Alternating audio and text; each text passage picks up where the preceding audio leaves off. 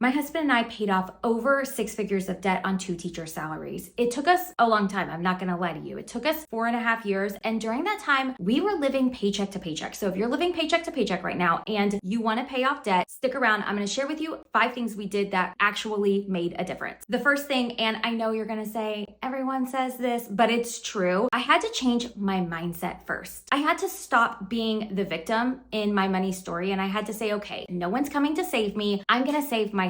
And so I changed my mindset and I saw it as a challenge that I knew I could overcome. The second thing that I did, and one that I love, is I made a real budget, one that actually fit my real life. Now, don't get me wrong, we screwed up. We made mistakes. We wrote budgets for the version of us that doesn't actually exist, the version of us that cooks dinner at home every night and never spends money unplanned. So instead, we started writing a budget for the version of us we wanted to be, and we still included things like going out to eat every now and then. I will tell you though that when we wrote a budget and we compared our budget to what we were actually spending, it was very eye-opening. We found money that we didn't know we were spending on things that we really didn't even enjoy. Speaking of which, the third thing that we did is we went in and we cut expenses down. When we first started, we actually cut our expenses by $650 a month right away. We ended up going out to eat less, and that saved us $300 a month. We canceled subscriptions and a gym membership we didn't even know we were paying for. We renegotiated different bills we had, like we got a discount on our internet, and we found cheaper insurance,